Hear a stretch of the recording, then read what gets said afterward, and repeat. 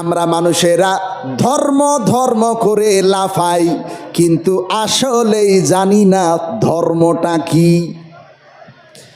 আজকে আপনাদেরকে ধর্ম শিখাবো কোরআন থেকে। ধর্ম কি জিনিস সেটা আজকে বলে যাব, একটু মনোযোগ দিয়ে শুনবেন। আসলে ধর্মটা কি? শুধু নামাজ পড়াই ধর্ম? শুধু দান করাই ধর্ম? শুধু জাকাত দিয়া ধর্ম? শুধু ওই আপনার নফল নামাজ পড়া, তাহাজ্জুদের নামাজ পড়া, হজ করা, উমরা হজে যাওয়া, বছরে 12 বার উমরা হজে যাওয়া, এটাই কি ধর্ম? আমাদের এলাকায় এমনও মানুষ আছে দেখবেন 5 ওয়াক্ত নামাজ পড়ে, মুখে দাড়ি রেখেছে, আবার মাসানে বসে বসে গিবত আর গিল্লা নিয়ে বসে থাকে। আছে না নাই? জোরে বলেন না কেন, আছে না নাই? 5 ওয়াক্ত নামাজ পড়ে, আবার দেখবেন সকাল বেলায় কুদাল বুঝেন তো আপনারা? কি বলেন আপনারা? ফাওড়া বলেন? কোদাল বলেন।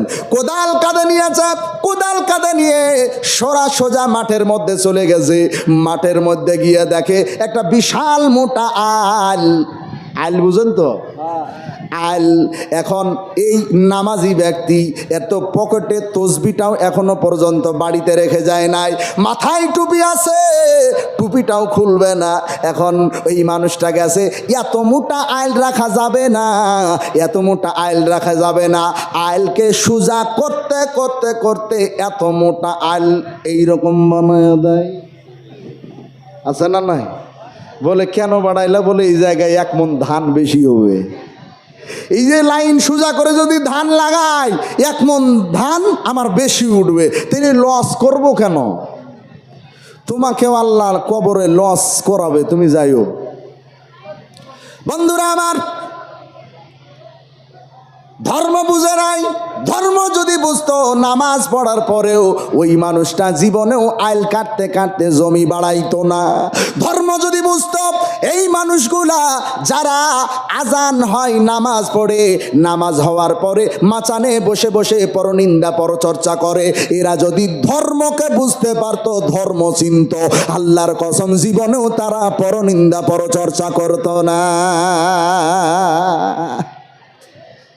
আল্লাহর নবী আর আল্লাহ তাআলা আমাদেরকে শিখাইয়াছেন যে তোমরা যখন এক ধর্মের মানুষ আর এক ধর্মের মানুষ, তোমরা যখন এক জায়গায় বসবাস করবা, তখন তোমরা ভাইচারার মতো তোমরা সেখানে বসবাস করবা। এটা আপনাদেরকে আমি বুঝাবো, কিন্তু এটা বোঝানোর আগে আমার তো ঘরে আগুন লেগেছে।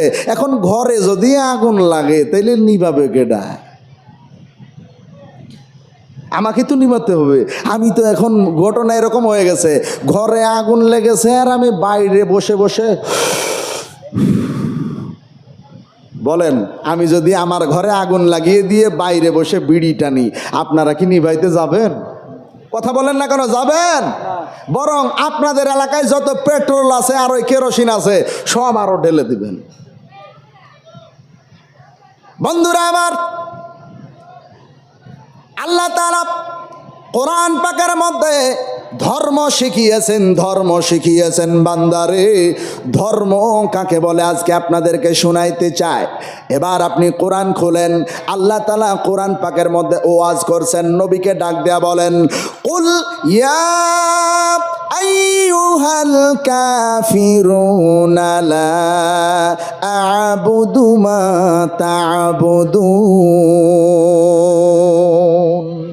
আল্লাহ বলছেন, নবী গো, আপনি যারা অন্য ধর্মের মানুষ আছে, যারা মুসলমান না, এদেরকে ডাক দিয়া বলেন, ও অন্য ধর্মের মানুষেরা, তোমরা শুনে নাও, তোমরা এই জায়গায় যেহেতু আছো, তোমরা শুনে নাও। আমরা আমাদের ধর্ম পালন করি, তোমরা তোমাদের ধর্ম পালন করো।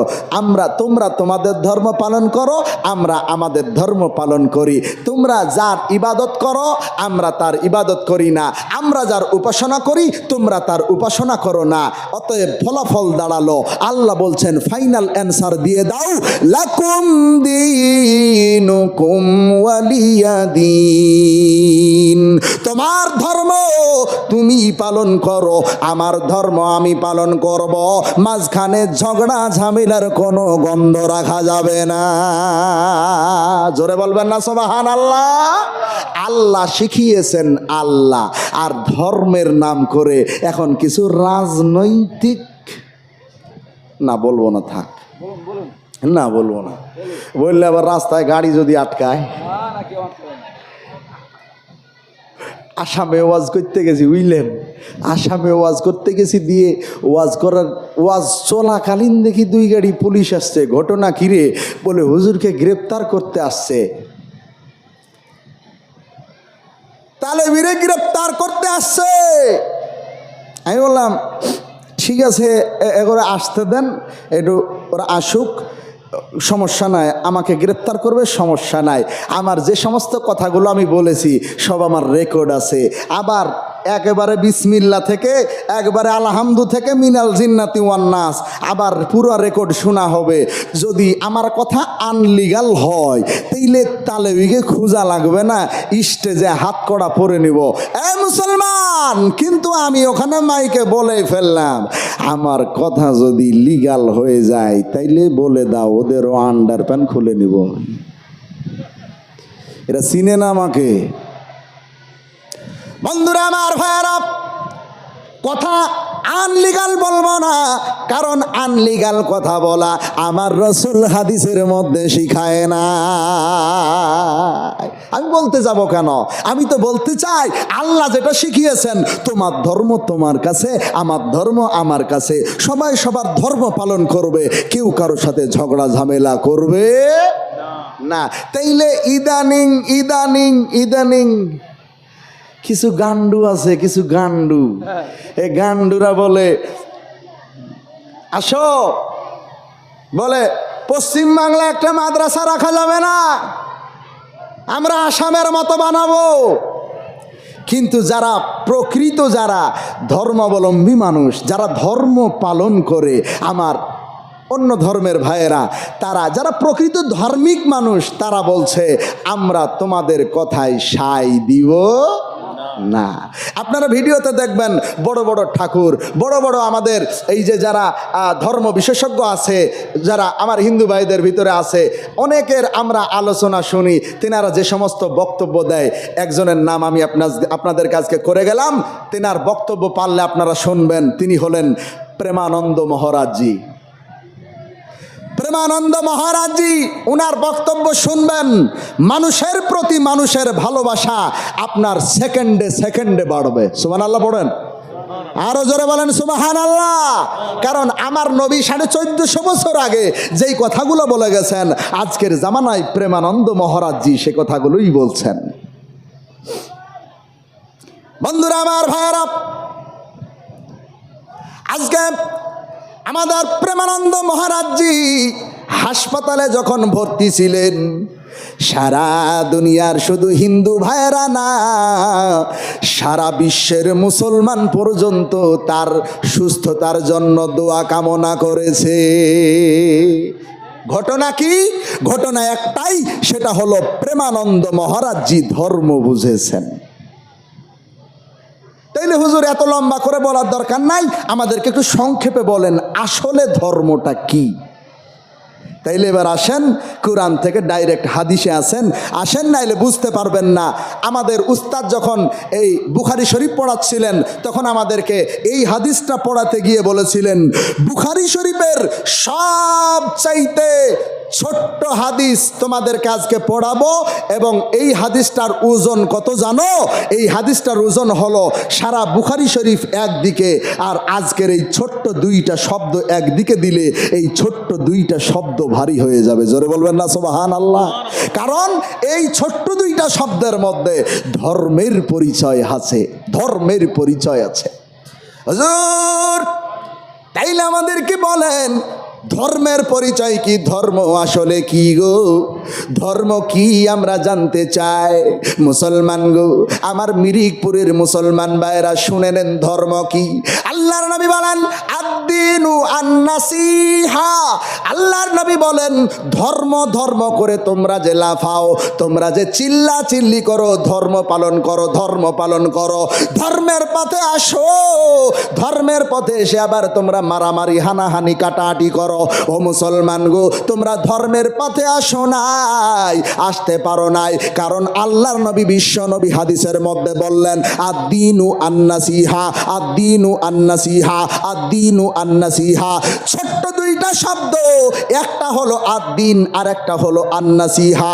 ধর্ম হলো, আল্লাহর নবী বলেন তুমি যেই ধর্মের হও না কেন, একে অপরকে ভালোবাসা, এটাই হলো দুনিয়ার সবচাইতে বড় ধর্ম। চিৎকার মেরে বলা যাবে না সুবহানাল্লাহ, নারে তাকবীর। তাইলে কি বুঝলাম? মানুষে করা লাগবে নাকি? আমার হিন্দু ভাইদের সঙ্গে ঝামেলা করা লাগবে নাকি? খ্রিস্টান ভাইদের সঙ্গে ফাটাফাটি করা লাগবে না? বন্ধুরা, তুমি হিন্দু ভাইয়ের সঙ্গে হোক, তুমি বৌদ্ধ ভাইয়ের সঙ্গে হোক, তুমি খ্রিস্টান ভাইয়ের সঙ্গে হোক, তুমি কারো সঙ্গে ঝগড়া করতে পারবা না, ঝামেলা করতে পারবা না। একটা গালে চড় মারলে আর একটা গাল আগায়া দাও, এটা তোমাকে ইসলাম শিক্ষা দেয়। তাইলে তুমি কিসের কারণে তোমার পাশের ভাইটাকে তুমি কষ্ট দিতে পারো? তুমি কষ্ট দাও, তোমার আমল সব আমার আল্লাহ তাআলা কিয়ামতের দিন নোংরা একটা নোংরা তেনা নোংরা নেকড়া যেমন মানুষ এইভাবে দূরে ছুঁড়ে ফেলে দেয়, আমার আল্লাহ তাআলা তুমি মানুষকে কষ্ট দেওয়ার কারণে জীবকে কষ্ট দেওয়ার কারণে আমার আল্লাহ তাআলা কাল কিয়ামতের দিন তোমার সমস্ত ভালো আমলগুলা ওই নোংরা নেকড়ার মতো আল্লাহ তাআলা ছুঁড়ে জাহান্নামের দিকে ফেলে দিবে। তাইলে বলেন কাউকে কষ্ট দেওয়া যাবে? বন্ধুরা আমার, কাউকে কষ্ট দেওয়া যাবে না, কাউকে কষ্ট দেওয়া যাবে না গো। কারণ হলো একটা কথা আমার রসুলের বড় মনে পড়ে গেল। আমার রসুলের যখন প্রথম স্ত্রী যখন আম্মাজান খাদিজাতুল কুবরা যখন ইন্তেকাল করলেন, তার ওই সময় আল্লাহর নবীর চাচা জান হযরতে আবু তালেব ইন্তেকাল করেছিলেন। মাত্র 3 দিনের ডিফারেন্স ছিল, 3 দিন অন্তর অন্তর দুইজনে ইন্তেকাল করেছেন। আমার নবীজির ভারাক্রান্ত হৃদয় নিয়ে বড় কষ্ট নিয়ে আল্লাহর নবীর বালক পুত্র হযরতে যায়েদকে ডাক দিলেন, রে যায়েদ চলো আমরা তায়েফ নগরে যাই রে, আমার মন ভালো না, তায়েফ নগরে একটু যাব। ওই যে দুধমা হালিমা আমার এলাকা, আমার আম্মা জান হালিমাতু সাদিয়ার এলাকা, ওই তায়েফ নগরে যাব, ওখানে কালেমার দাওয়াত দিব, ওখানে ইসলাম প্রচার করব। ও মুসলমান ভাইরা, আম্মা জান হালিমাতু সাদিয়ার এলাকায় কোন আম্মা জান হালিমাতু সাদিয়া? সেই আম্মা জান, যে আম্মা জান হালিমাতু সাদিয়া আমার নবীকে নিতে আসার জন্য একটা দুর্বল উটনি নিয়া আম্মা জান হালিমাতু সাদিয়া মক্কা নগরে পাড়ি দিয়েছিলেন। পাড়ি দেওয়ার পরে সবাই যখন ভালো ভালো সওয়ারি নিয়ে আসছিল, সবাই আপন আপন সন্তান খুঁজে নিয়ে চলে গেল দুধ পান করানোর জন্য। আর আম্মা জান হালিমাতু সাদিয়া সন্তান যখন খুঁজে পায় না গো, ও মুসলমান, আম্মা জান হালিমাতু সাদিয়া তার স্বামীকে ডাক দেয়া বলে, স্বামী গো আর হয়তো সন্তান পাবো না, চলো গো আমরা বাড়ি চলে যাই, চলো আর হয়তো সন্তান পাবো না। লম্বা ঘটনা একটু ছোট্ট করে বলতে চায়। আম্মা জান হালিমাতু সাদিয়া যখন স্বামীকে নিয়ে যখন বাড়ির দিকে রওনা দেয়, হঠাৎ আমার নবীর বাড়ির কাছে নবীর কান্নার আওয়াজ হালিমার কানে গেল। না রে, এখানে তো এখনো ছোট বাচ্চা আছে, এই ছোট বাচ্চাটা কার? এই ছোট বাচ্চাটা কার গো, কার? আমি একটু নিয়ে যাব, তায়েফ নগরে নিয়ে যাব। হঠাৎ করে আম্মা জান হালিমাতু সাদিয়া ওই আব্দুল মুত্তালিবের বাড়িতে চলে গেলেন। যাওয়ার পরে আব্দুল মুত্তালিবকে ডাক দিয়া বলেন, আব্দুল মুত্তালিব গো, ও চাচা যান, আমি যে ওই যে তায়েফ নগর থেকে আসলাম বাচ্চার খোঁজে দুধ পান করানোর জন্য, ও চাচা যান একটা সন্তান যদি থাকে গো, আমি তো কান্নার আওয়াজ শুনলাম, যদি সন্তান থাকে আমাদেরকে দেন। হযরত আব্দুল মুত্তালিব ওই আম্মাজান হালিমাতুস সাদিয়াকে ডাক দিয়া বলে, ও মাগো তুমি যদি সন্তান নিতে চাও তোমারে মানা করব না, তোমারে নিষেধ করব না গো, নিষেধ করব না। হ্যাঁ হালিমা রে হালিমা, যাও যাও রে তুমি সন্তান নিয়ে নাও। আম্মাজান হালিমাতুস সাদিয়া আর দেরি করে নাই, লম্বা ঘটনা একটু মাঝে মাঝে বাদ দিয়া বলে দিতে চাই গো।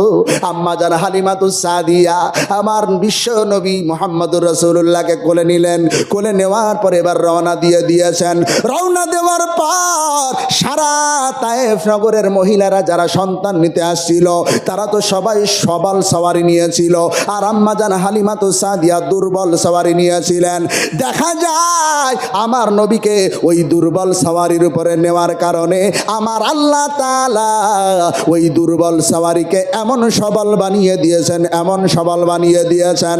আম্মাজান হালিমা, আম্মাজান হালিমাতুস সাদিয়া ওই সমস্ত যারা আগে চলে এসেছিল তারা বাড়ি পৌঁছানোর আগে আগে আম্মাজান হালিমাতুস সাদিয়া আমার রহমাতাল লিল আলামিনকে নিয়ে সবার আগে তায়েফ নগরে পৌঁছায়া গেছেন। জোরে বলেন সুবহানাল্লাহ, নারে তাকবীর। সেই আম্মাজান হালিমাতুস সাদিয়া এই শিশু নবীকে, এই শিশু নবীকে দাও না আমায় নিয়ে যাব হালিমা তোমায়, এই শিশু নবীকে দাও না আমায় নিয়ে যাবে হালিমা তোমায়। এই শত শত উটনি মক্কা এলো, জীর্ণ গাধা নিয়ে হালিমা এলো, শত শত উটনি মক্কা এলো, জীর্ণ গাধা নিয়ে হালিমা এলো।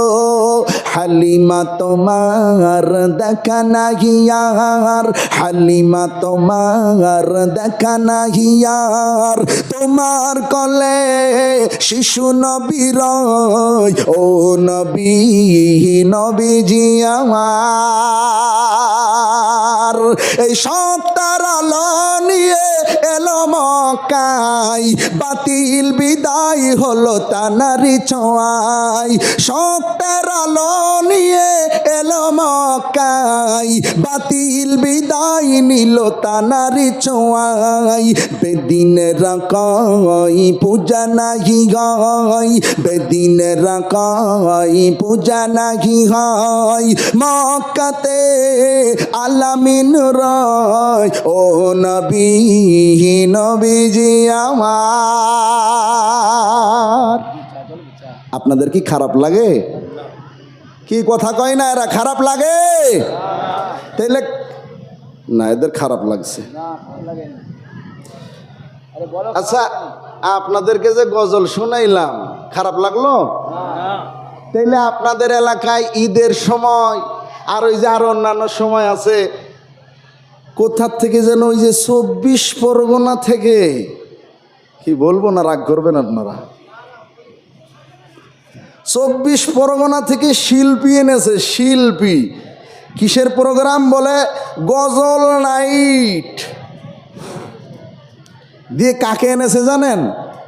এই এতদিন নেকআপ পরেছে, হিজাব পরেছে, দিয়ে ঠুটে লিপস্টিক দিয়েছে, চোখে আশকারা মাস্কারা আইলানা মার্জিয়া যত যা কিছু আছে সব লাগিয়েছে। লাগিয়ে স্টেজে মাইক ধরেছে, ধরে পায়ে পড়িব মাগো আমাকে মেরো না। আছে না নাই? এরা কথা বলে না, আছে না নাই?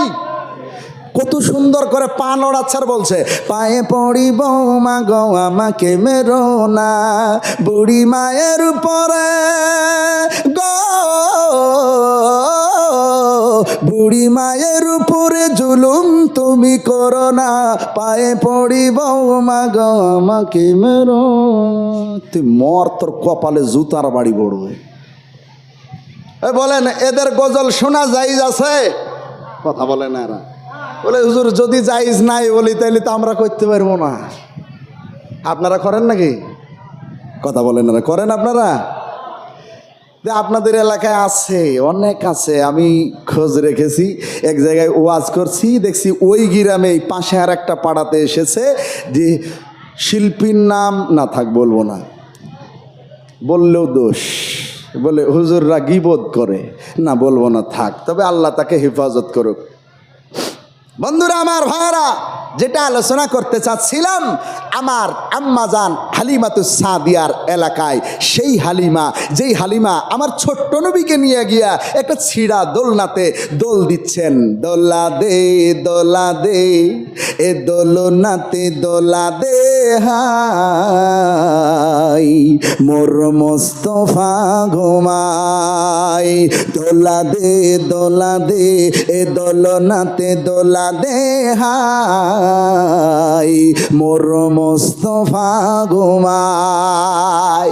সেই আম্মাজান হালিমাতুস সাদিয়ার এলাকায় আমার নবী রহমাতাল লিল আলামিন এবার যায়েদ বিন হারিসাকে নিয়ে রওনা দিয়ে দিলেন। কিসের জন্য? একটাই কারণ, ইসলাম প্রচার করার জন্য। বলেন, কি প্রচার করার জন্য? ইসলাম প্রচার করার জন্য। বন্ধুরা আমার, ভাইরা, গভীর মনোযোগ।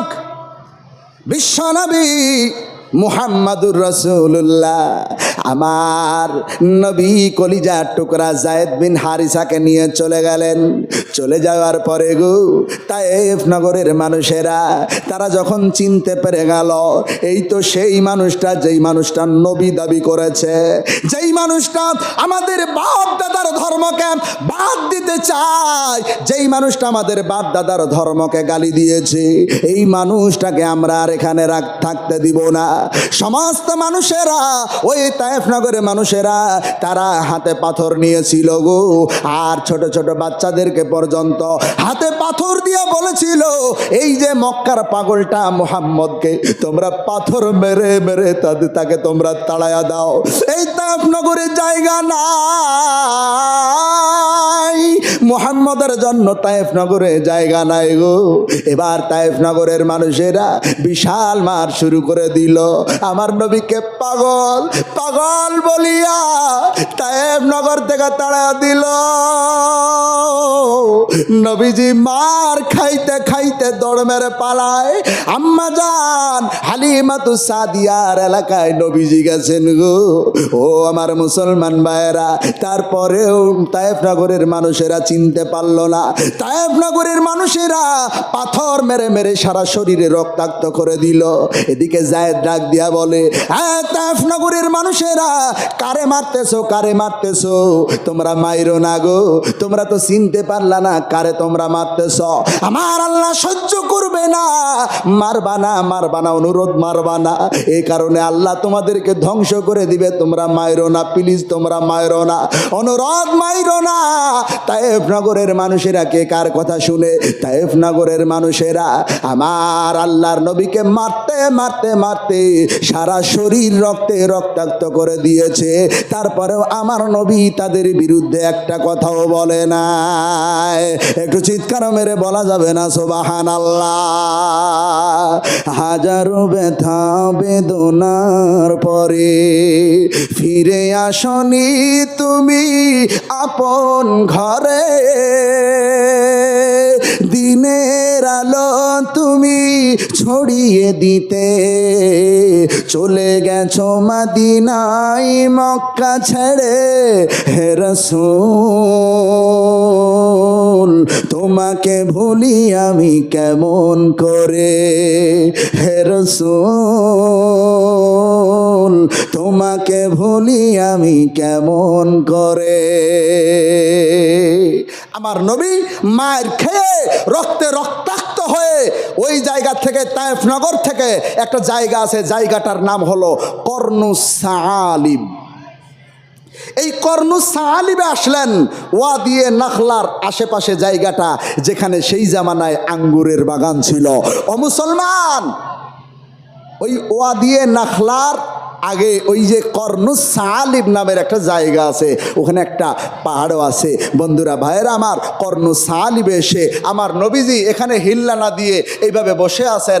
এমন সময় আমার আল্লাহ তাআলা জিবরিল আমিনকে পাঠায়া দিয়েছেন, জিবরিল রে তাড়াতাড়ি যাও, আমার নবীর কাছে যাও, আমার নবীরে মারছে।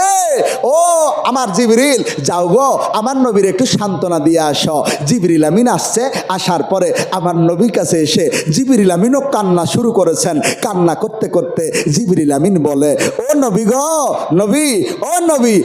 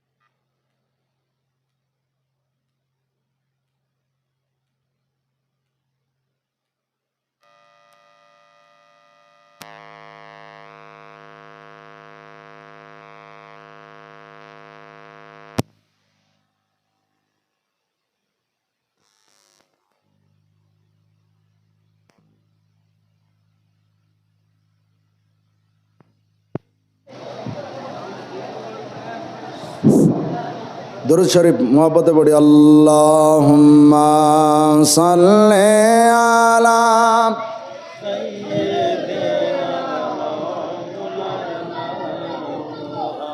ওয়া আলা আলি মাওলানা মুহাম্মদ। আমার ভাইয়েরা বন্ধুরা, একটা তাকবীর দেন তো জোরে সোরে, নারায়ে তাকবীর, আর জোরে নারায়ে তাকবীর। এবার একটু মনোযোগ দিবেন বন্ধুরা আমার ভাইয়েরা। আল্লাহর নবী কর্নুস সালিবে হিল্লা না দিয়ে বসে আছেন। জিবরিল আমিন এসে বলে, নবী গো, আপনাকে মারছে, আপনাকে মারছে। নবী গো, আপনি একবার, শুধু একবার অনুমতি দেন, অনুমতি দেন, আদেশ দেওয়া লাগবে না, অনুমতি দেন। নবী গো, এই ওয়াদিয়ে নাখলার এই জিন পাহাড়টা আমি পুরো তুলে আমি এই তায়েফ নগরকে ঢেকে ঢেকে একবারে চাপা দিয়ে মেরে দেব। জিবরিল আমিন বলছেন এ কথা। আমার নবী বলছেন, জিবরিল, ও জিবরিল, তুমি কারে মারার কথা বলছো? যে মানুষগুলো আমাকে মারছে এরা তো আমার নাসিনা মারছে। এই জিবরিল আমিন, তুমি কারে মারার কথা বলো? এদেরকে মারো, এদেরকে তুমি যদি মেরে দাও, যদি পাহাড় চাপা দিয়ে মেরে দাও, ও জিবরিল আমিন বলো, আমি কালেমার দাওয়াত, আমি মানবতার ধর্ম, আমি কার কাছে পৌঁছাবো? জোরে বলবেন না সুবহানাল্লাহ? আরো জোরে বলা যায় না সুবহানাল্লাহ? এটাই বুঝাইতে চাইছিলাম। আমার নবী বলছেন, আদ-দীন ওয়ান নাসিহা, পৃথিবীতে সবচাইতে বড় ধর্ম যদি কিছু থাকে সেটা হলো মানবতার ধর্ম, সেটা হলো মানবতার ধর্ম, সেটা হলো মানবতার ধর্ম। এর চাইতে বড় ধর্ম আর কিছু হতে পারে না। তুমি নামাজ পড়বা, রোজা রাখবা, হজ করবা, যাকাত দিবা, সব করবা, আর তুমি মানুষকে ছোট করে কথা বলবা, গালি দিবা, মারামারি করবা, মানুষের হক মেরে দিবা, সহ্য করবে আল্লাহ? আল্লাহ সহ্য করবে না। বন্ধুরা ভাইয়ারা আমার, এজন্য আমি বলতে চাই, আল্লাহ তাআলা কোরআন পাকের মধ্যে বলেছেন, যেখানে আমরা যেরকম সেরকমভাবে আমরা সুন্দরভাবে সাম্প্রদায়িক সম্প্রীতি বজায় রেখে আমরা চলব।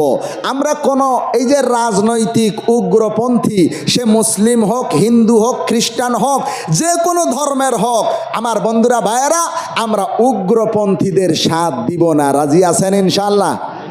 জোরে বলেন, রাজি আছেন ইনশাআল্লাহ? উগ্রপন্থীদের সাথ দেওয়া যাবে না। যারা মানবতার কথা বলে তাদের সাথে থাকবেন।